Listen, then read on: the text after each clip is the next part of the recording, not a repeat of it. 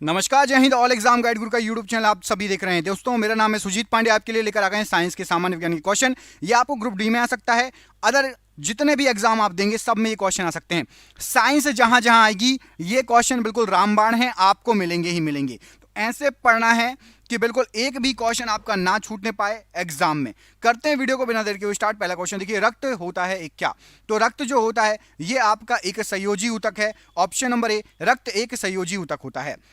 Plasma में जल का प्रतिशत कितना होता है? तो प्लाज्मा के अंदर आपका जो जल होता है 90% होता है प्लाज्मा के अंदर जल। ऑप्शन नंबर यहां पर डी राइट आंसर हो जाएगा प्रश्न के लिए।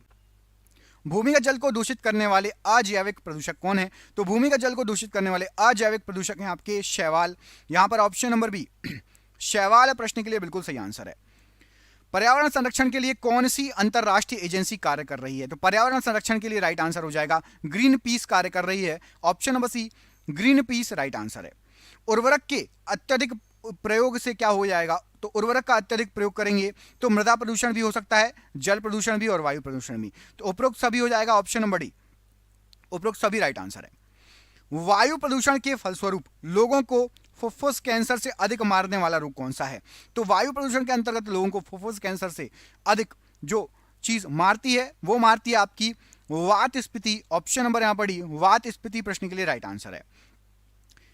इसके द्वारा जल के प्रदूषण को साफ करने में वायु फिल्टर के रूप में पाइला ग्लोबोसा प्रयुक्त किया जाता है। तो पाइला ग्लोबोसा इसका यूज किया जाता है आपका कैडमियम, ऑप्शन नंबर कैडमियम के द्वारा जो जल प्रदूषित हो जाता है उसको साफ करने के लिए। दोस्तों, आपको यदि ये क्वेश्चन पसंद आ रहे हैं तो इसकी पीडीएफ मैंने जीके के 10,000 क्वेश्चन एमसीक्यू की पीडीएफ बनाई है आपके लिए, तो आप परचेस कर सकते हैं। दिए गए नंबर पर व्हाट्सएप पे आप करिए। 99 रुपीज की है अभी स्टार्टिंग के 1000 बच्चों के लिए।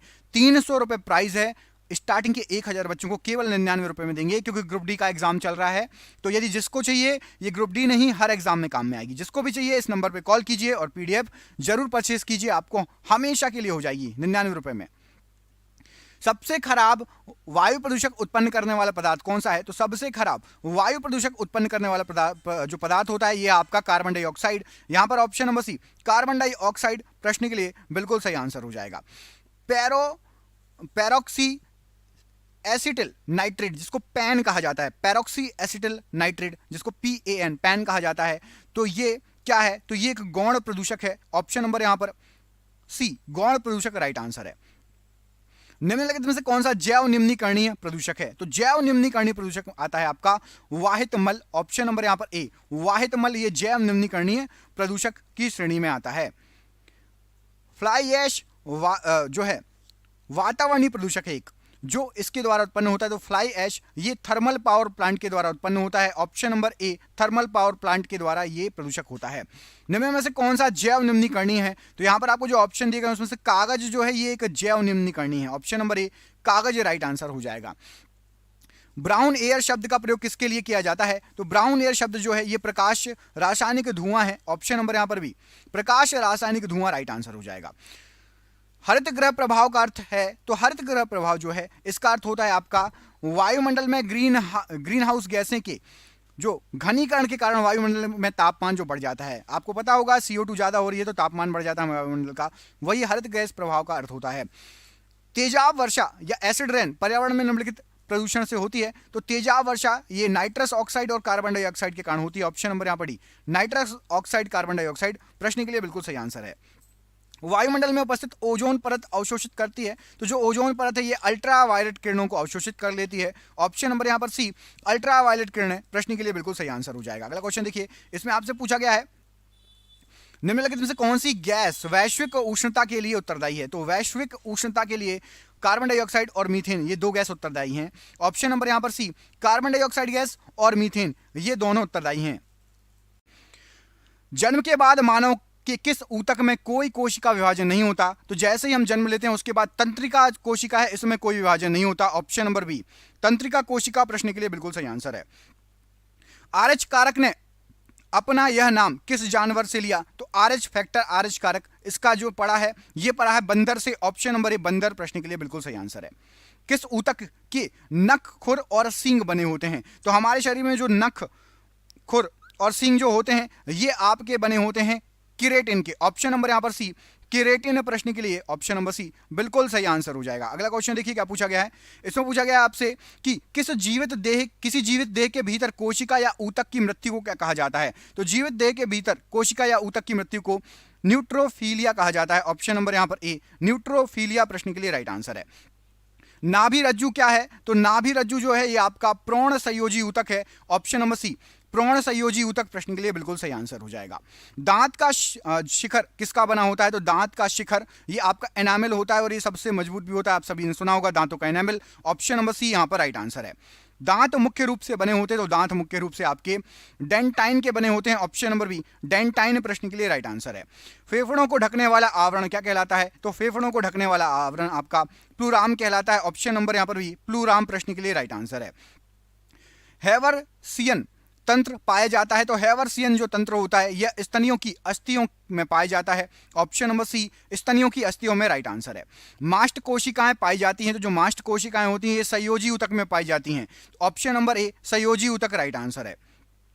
बायोप्सी संबंधित है किससे। तो जो बायोप्सी होता है ये परीक्षण के लिए ऊतकों को शरीर से अलग करने में संबंधित है। ऑप्शन नंबर सी परीक्षण करने के लिए ऊतकों को शरीर से अलग किया जाता है बायोप्सी में। Option number C. निम्नलिखित में से कौन ऊतक का उदाहरण है। तो यहां पर आपको जो ऑप्शन दिए गए उसमें से रक्त एक ऊतक का उदाहरण है। ऑप्शन नंबर बी रक्त क्या है। रक्त एक ऊतक है। मोटापा निम्न में से किसकी अधिकता के कारण होता है। तो मोटापा जो होता है वसा ऊतक की अधिकता के कारण होता है। ऑप्शन नंबर यहां पर भी वसा ऊतक की अधिकता राइट आंसर है।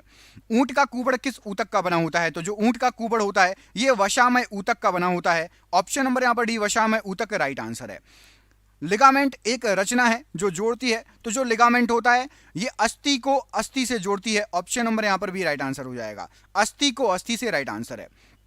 संवेदना का चालन शरीर के एक भाग से दूसरे भाग में किसके द्वारा होता है। तो संवेदना का चालन होता है ये तंत्रिका ऊतक की मदद से होता है।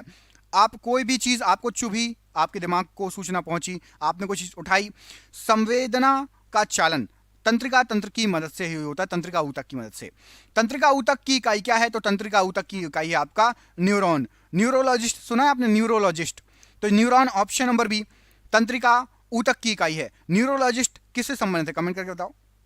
मनुष्य के शरीर में सबसे लंबी कोशिका होती है। तो मनुष्य के शरीर की सबसे लंबी कोशिका तंत्रिका कोशिका ही होती है। ऑप्शन नंबर सी तंत्रिका कोशिका राइट आंसर है। अगला क्वेश्चन देखिए।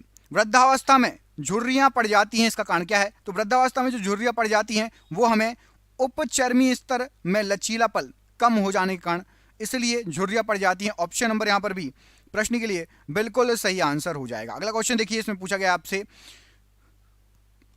लेक्राइमल ग्रंथियां स्रावित करती हैं। तो जो लेक्राइमल ग्रंथियां होती हैं ये आपका अश्रु को स्रावित करती हैं, आंसुओं को। ऑप्शन नंबर यहां पर सी आंसुओं को स्रावित करती हैं राइट आंसर हो जाएगा। मनुष्य की त्वचा सबसे मोटी होती है। तो मनुष्य की त्वचा सबसे मोटी होती है तलवे पर। ऑप्शन नंबर बी तलवे पर मोटी होती है राइट आंसर हो जाएगा प्रश्न के लिए। सेबेशियस ग्रंथियां पाई जाती हैं। तो जो सेबेशियस ग्रंथियां होती हैं ये स्तनियों की त्वचा के डर्मिस में पाई जाती हैं। तो यहां पर ऑप्शन नंबर बी स्तनियों की त्वचा के डर्मिस में राइट आंसर है। निम्नलिखित में से कौन एक शरीर को गर्म रखने हेतु उत्तरदायी है। तो शरीर को गर्म रखने हेतु उत्तरदायी आपका राइट आंसर हो जाएगा वसामय ऊतक। ऑप्शन नंबर यहां पर सी वसामय ऊतक प्रश्न के लिए बिल्कुल सही आंसर हो जाएगा। निम्नलिखित में से कौन सा ऊतक घाव भरने में सहायक होता है। तो घाव भरने में आपका इपीथीलियमी ऊतक सहायक होता है। ऑप्शन नंबर ए इपीथीलियमी ऊतक राइट आंसर है। किस प्रकार के ऊतक शरीर की सुरक्षा कवच का कार्य करते हैं। तो शरीर की सुरक्षा कवच का कार्य करना काम होता है इपीथीलियमी ऊतक का। ऑप्शन नंबर ए इपीथीलियमी ऊतक राइट आंसर है। हिस्टोलॉजी शब्द का सर्वप्रथम प्रयोग किसने किया। सबसे पहले हिस्टोलॉजी शब्द का प्रयोग किया था अर्नेस्ट मेयर ने। ऑप्शन नंबर ए मेयर प्रश्न के लिए बिल्कुल सही आंसर हो जाएगा। अगला क्वेश्चन देखिए। होम्योपैथी के संस्थापक कौन है। तो होम्योपैथी के संस्थापक माने जाते हैं हाइनेमैन। ऑप्शन नंबर डी हाइनेमैन होम्योपैथी के संस्थापक माने जाते हैं। प्रतिरक्षण तकनीक का विकास किसने किया था। तो प्रतिरक्षण तकनीक का विकास किया था एडवर्ड जेनर ने। ऑप्शन नंबर यहां पर भी एडवर्ड जेनर के द्वारा प्रतिरक्षण तकनीक का सबसे पहले विकास किया गया। अच्छा एडवर्ड जेनर का नाम किस टीके से जुड़ा है, किस चीज से जुड़ा है एडवर्ड जेनर का नाम कमेंट करके बताओ। पुनरावर्तन सिद्धांत किसने प्रस्तुत किया। तो पुनरावर्तन सिद्धांत ये आपका अर्नेस्ट हेकेल ने प्रतिपादित किया। ऑप्शन नंबर यहां पर सी राइट आंसर हो जाएगा। मधुमेह के उपचार हेतु प्रयुक्त हार्मोन इंसुलिन का आविष्कार किसने किया। तो इंसुलिन का आविष्कार यहां पर राइट आंसर क्या हो जाएगा F G batting. Option number ए FG बैटिंग के द्वारा इंसुलिन जो है हार्मोन इंसुलिन का आविष्कार किया गया। रक्त समूह का आविष्कारक कौन है? तो रक्त समूह का आविष्कारक हैं आपके लैंडस्टीनर। ऑप्शन नंबर ए, लैंडस्टीनर रक्त समूह के आविष्कारक हैं। किस वैज्ञानिक ने खोज की थी कि मलेरिया मच्छरों द्वारा होता है? तो मलेरिया मच्छरों द्वारा होता है, ये रोनाल्ड रॉस ने बताया था। Option number A, Ronald Ross ने बताया था कि मलेरिया मच्छरों द्वारा होता है। बायोलॉजी के जन्मदाता के रूप में कौन जाने जाते हैं? तो बायोलॉजी के जन्मदाता के रूप में राइट आंसर हो जाएगा अरस्तु को जाना जाता है। ऑप्शन नंबर यहां पर डी, अरस्तु राइट आंसर है। पेनिसिलिन की खोज किसने की थी? तो पेनिसिलिन की खोज करता है आपके ए फ्लेमिंग या अलेक्जेंडर फ्लेमिंग। ऑप्शन नंबर यहां पर बी राइट आंसर है। प्रथम एंटीबायोटिक की खोज किसने की थी? तो पहले एंटीबायोटिक की खोज ए फ्लेमिंग ने की थी। ऑप्शन नंबर यहां पर A, option number D A Fleming right answer हो जाएगा। लुई पाश्चर ने किसकी खोज की? तो लुई पाश्चर जाने जाते हैं रैबीज रोधी टीका। ऑप्शन नंबर सी, रैबीज रोधी टीके के लिए लुई पाश्चर जाने जाते हैं। आधुनिक एंटीसेप्टिक सर्जरी का जनक इनमें से किसको माना जाता है? तो आधुनिक एंटीसेप्टिक सर्जरी का जनक माना जाता है लिस्टर को। ऑप्शन नंबर यहां पर ए, प्रश्न के लिए लिस्टर बिल्कुल सही आंसर हो जाएगा। अगला क्वेश्चन देखिए, इसमें पूछा गया आपसे विकास का सिद्धांत किसके द्वारा प्रतिपादित किया गया? तो विकास के सिद्धांत के लिए जाने जाते हैं आपके डार्विन। ऑप्शन नंबर यहां पर डी, डार्विन के द्वारा विकास का सिद्धांत का प्रतिपादन किया गया। डीएनए संरचना की सबसे पहले किसने रेखांकित किया था इसको? तो डीएनए संरचना जो है इसको वॉटसन और क्रीक ने, डीएनए का डबल हेलिक्स मॉडल भी आपको पता होगा, क्वेश्चन आता है, वॉटसन और क्रीक राइट आंसर है। हृदय का पहला प्रतिस्थापन किसके द्वारा किया गया? तो हृदय का सबसे पहला प्रतिस्थापन क्रिश्चियन बर्नार्ड के द्वारा किया गया। Option number D, Christian Barnard प्रश्न के लिए बिल्कुल सही आंसर है। निम्नलिखित में से वह वैज्ञानिक कौन है जिसने पहली बार रुधिर परिसंचरण की व्याख्या की थी? तो सबसे पहली बार रुधिर परिसंचरण की व्याख्या विलियम हार्वे के द्वारा की गई थी। ऑप्शन नंबर यहां पर भी विलियम हार्वे या हार्वे राइट आंसर हो जाएगा। एडवर्ड जेनर निम्नलिखित में से किस रोग से जुड़े थे या जुड़े हैं? तो एडवर्ड जेनर इन्होंने चेचक के टीके की खोज की। ऑप्शन नंबर सी, चेचक प्रश्न के लिए बिल्कुल सही आंसर है।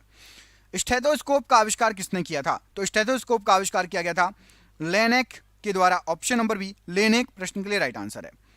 निम्नलिखित में से किसने प्राकृतिक वर्ण या सर्वोत्तम की उत्तरजीविता के सिद्धांतों पर आधारित विकास का सिद्धांत प्रतिपादित किया?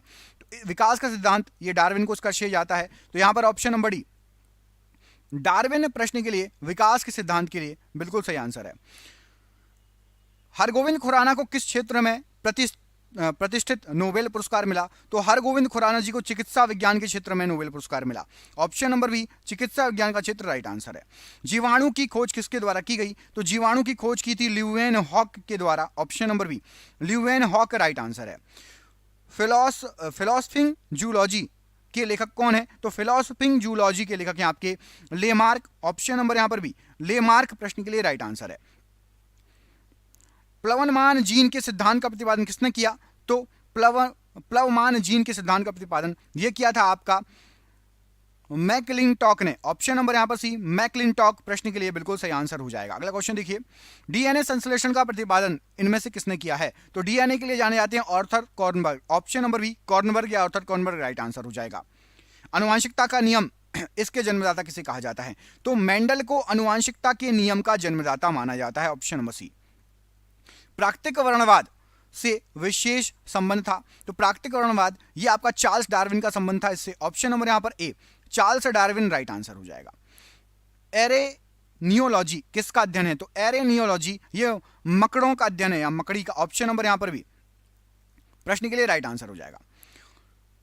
पारिस्थितिकी विज्ञान इकोलॉजी का संबंध किससे है? तो इकोलॉजी का संबंध है आपका शरीर संरचना और वातावरण से। ऑप्शन नंबर सी, शरीर संरचना वातावरण राइट आंसर है। रक्त में एंटीबॉडी एवं एंटीजन के अध्ययन को क्या कहा जाता है? तो एंटीबॉडी एंटीजन के अध्ययन को सीरोलॉजी कहा जाता है। ऑप्शन नंबर यहां पर सी, सीरोलॉजी प्रश्न के लिए बिल्कुल सही आंसर है। जनसंख्या के अध्ययन को क्या कहा जाता है? तो जनसंख्या के अध्ययन को डेमोग्राफी कहा जाता है। Option number C, demography right answer है। अनुवांशिकी किससे संबंधित है? तो अनुवांशिकी जो है आपकी अनुवांशिकता से संबंधित है। ऑप्शन नंबर ए, अनुवांशिकता से संबंधित है अनुवांशिकी। जेनेटिक्स में किसका अध्ययन किया जाता है? तो जो जेनेटिक्स होता है इसमें आपका अनुवांशिकता और गुणसूत्र दोनों का अध्ययन किया जाता है। ऑप्शन नंबर ए, अनुवांशिकता एवं गुणसूत्र राइट आंसर है। ऑन्कोलॉजी किसका अध्ययन है? तो ऑन्कोलॉजी जो होता है ये कैंसर का अध्ययन होता है। ऑप्शन नंबर यहां पर भी कैंसर का अध्ययन होता है ऑन्कोलॉजी। टिश्यू कल्चर का अध्ययन किसके लिए किया जाता है? तो टिश्यू कल्चर संबंधित होता है आपका अनुवांशिकी से। टिश्यू कल्चर अनुवांशिकी, ऑप्शन नंबर यहां पर डी राइट आंसर है। पीडियाट्रिक्स निम्नलिखित में से किसके अध्ययन से संबंधित है? तो जो पीडियाट्रिक्स होते हैं ये शिशु रोग विशेषज्ञ होते हैं, option number C. Paediatrics doctor जो होते हैं शिशु रोग से संबंधित है, ऑप्शन नंबर सी। जेरेंटोलॉजी निम्नलिखित में से किसके अध्ययन से संबंधित है? तो जेरेंटोलॉजी ये वृद्धावस्था के अध्ययन से संबंधित है, ऑप्शन नंबर डी। वृद्धावस्था का अध्ययन राइट आंसर हो जाएगा। विज्ञान की शाखा न्यूरोलॉजी से कौन सा अंग का अध्ययन किया जाता है? तो न्यूरोलॉजी स्नायु तंत्र, ऑप्शन नंबर यहां पर ए स्नायु तंत्र प्रश्न के लिए बिल्कुल सही आंसर हो जाएगा। ऊतकों की रचना के अध्ययन से संबंधित विज्ञान कहलाता है, तो ऊतकों की रचना से संबंधित विज्ञान कहलाता है हिस्टोलॉजी, ऑप्शन नंबर यहां पर सी हिस्टोलॉजी प्रश्न के लिए राइट आंसर है। रेशम पालन क्या कहलाता है? तो रेशम पालन आपका सेरिकल्चर कहलाएगा, option number B sericulture right answer है। मधुमक्खियों का पालन क्या कहलाता है? तो मधुमक्खियों को पालना कहलाता है एपीकल्चर, ऑप्शन नंबर यहां पर ए एपीकल्चर मधुमक्खी पालन से संबंधित है। अगला क्वेश्चन देखिए, इसमें पूछा गया आपसे जनसंख्या का अध्ययन क्या कहलाता है? तो जनसंख्या से संबंधित जो अध्ययन करते हैं हम इसको कहते हैं डेमोग्राफी, ऑप्शन नंबर यहां पर डी डेमोग्राफी राइट आंसर हो जाएगा। मांसपेशियों का अध्ययन क्या कहलाता है? तो मांसपेशियों का अध्ययन कहलाता है आपका myology, option number B myology right answer हो जाएगा। जंतु तथा उसके आसपास के वातावरण संबंधी अध्ययन को क्या कहा जाता है? तो इस अध्ययन को कहा जाता है आपका पारिस्थितिकी, ऑप्शन नंबर ए पारिस्थितिकी प्रश्न के लिए बिल्कुल सही आंसर है। जंतु विज्ञान की वह शाखा जिसके अंतर्गत अनुवांशिक लक्षणों तथा उसकी वंशागति का अध्ययन किया जाता है, तो इसका अध्ययन किया जाता है आपका जेनेटिक्स में। अनुवांशिक लक्षण कि आपके पिता को यदि आपकी माता को कोई चीज है तो आप में भी आ जाएगा, तो ये अनुवांशिकी लक्षण कहलाता है, जेनेटिक्स में इसका अध्ययन किया जाता है। अगला क्वेश्चन देखिए, जंतु विज्ञान की वह शाखा जिसके अंतर्गत जंतु की बाह्य आकृति एवं बाह्य संरचना का अध्ययन किया जाता है, तो जंतु के बाहर के लिए मॉर्कोलॉजी, ऑप्शन नंबर यहां पर सी मॉर्कोलॉजी प्रश्न के लिए राइट आंसर है। मछलियों तथा उनसे संबंधित उद्योगों का अध्ययन किसमें करते हैं?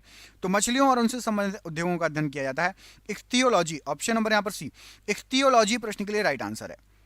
कीटों के संबंधित जीव विज्ञान की शाखा क्या है? तो कीटों से संबंधित जीव विज्ञान की शाखा है आपकी इंटेलेमोलॉजी, ऑप्शन नंबर यहां पर ए इंटेलेमोलॉजी राइट आंसर हो जाएगा।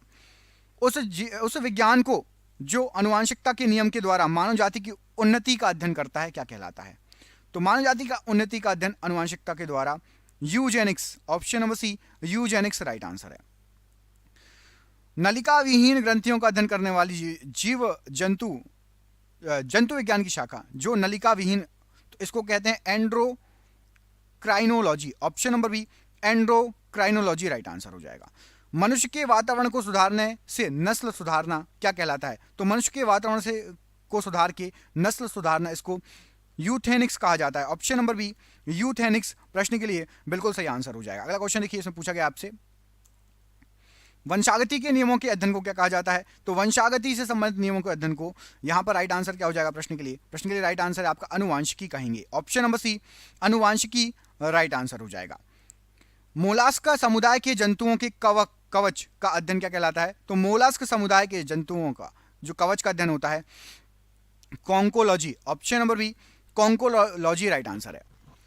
कैंसर संबंधी रोगों का अध्ययन क्या कहलाता है? तो कैंसर संबंधी रोगों का अध्ययन हम करते हैं ऑन्कोलॉजी में, ऑप्शन नंबर यहां पर सी ऑन्कोलॉजी प्रश्न के लिए बिल्कुल सही आंसर हो जाएगा। अगला क्वेश्चन देखिए, घाव का अध्ययन क्या कहलाता है? तो जो घाव होता है उसका अध्ययन ट्रोमेटोलॉजी कहलाता है, option number C traumatology right answer है। हिस्टोलॉजी किससे संबंधित है? हिस्टोलॉजी आपका ऊतक विज्ञान से संबंधित है, ऑप्शन नंबर ए ऊतक राइट आंसर हो जाएगा। ऑर्निथोलॉजी किसका अध्ययन है? तो ऑर्निथोलॉजी के अंतर्गत हम पक्षी विज्ञान का अध्ययन करते हैं, ऑप्शन नंबर ए पक्षी विज्ञान राइट आंसर है। मछलियों से संबंधित अध्ययन, तो अभी आपको बताया था थोड़ी देर पहले इख्तियोलॉजी, मछलियों का कॉमर्शियल जो यूज करते हैं उनको पैदावार बढ़ाते हैं, option number C ichthyology right answer है। तितलियों का अध्ययन, तो मछलियों का पढ़ लिया, तितलियों को भी पढ़ लो, लेपिडेटेरियोलॉजी, ऑप्शन नंबर सी लेपिडेटेरियोलॉजी प्रश्न के लिए राइट आंसर है। कीटों के अध्ययन से संबंधित शाखा, तो कीटों का अध्ययन करते हैं हम एंटोमोलॉजी में, option number B entomology right answer है। पैलियोंटोलॉजी के अंतर्गत किसका अध्ययन होता है? तो पैलियोंटोलॉजी के अंतर्गत आपका जीवाश्म का अध्ययन होता है, ऑप्शन नंबर डी जीवाश्म का अध्ययन प्रश्न के लिए राइट आंसर है। जीवों के संक्रमण के विरुद्ध प्रतिरोध का अध्ययन, तो जीवों के संक्रमण के विरुद्ध प्रतिरोध का अध्ययन इम्यूनोलॉजी में करते हैं, option number B immunology right answer है। अस्थियों का अध्ययन विज्ञान की किस शाखा के अंतर्गत किया जाता है? तो अस्थियों का अध्ययन ये ऑस्टियोलॉजी में किया जाता है, ऑप्शन नंबर यहां पर भी ऑस्टियोलॉजी प्रश्न के लिए बिल्कुल सही आंसर हो जाएगा। अगला क्वेश्चन देखिए, मानव त्वचा का अध्ययन करने वाली विज्ञान की शाखा क्या कहलाती है? तो मानव त्वचा dermatology, option number D dermatology right answer हो जाएगा। भूमिगत जल के प्रवाह के साथ नीचे की ओर बहने वाले प्रदूषकों को क्या कहा जाता है? तो भूमिगत जल के प्रवाह के साथ नीचे की ओर जो बहते हैं प्रदूषक, उनको कहा जाता है आपका निक्षालक। ऑप्शन नंबर यहां पर ए, निक्षालक प्रश्न के लिए राइट आंसर हो जाएगा, जो नीचे की ओर बहते हैं प्रदूषक। और ये रहा आपका आज का आखिरी क्वेश्चन, वायुमंडल में जिस ओजोन छिद्र का पता लगाया था वह कहां स्थित है? तो आपको इस प्रश्न का आंसर कमेंट बॉक्स में कमेंट करके बताना है कि वायुमंडल में जो ओजोन छिद्र का पता लगाया गया था वह कहां पर है। इसका पता कमेंट बॉक्स में कमेंट करके बताइए। और दोस्तों, जिसको भी पीडीएफ खरीदनी हो 10,000 जीके की, आपको सामने जो नंबर दिख रहा है इस पर आप जाके व्हाट्सअप कर दीजिए हमें कि जीके की पीडीएफ चाहिए। 99 रुपीज में ओनली पीडीएफ है। आप सभी का बहुत बहुत धन्यवाद दोस्तों, मिलते हैं आपसे अगले वीडियो में। आपका दिन शुभ हो। चैनल पर नए हैं, चैनल को सब्सक्राइब जरूर कर लेना। जय हिंद, जय भारत।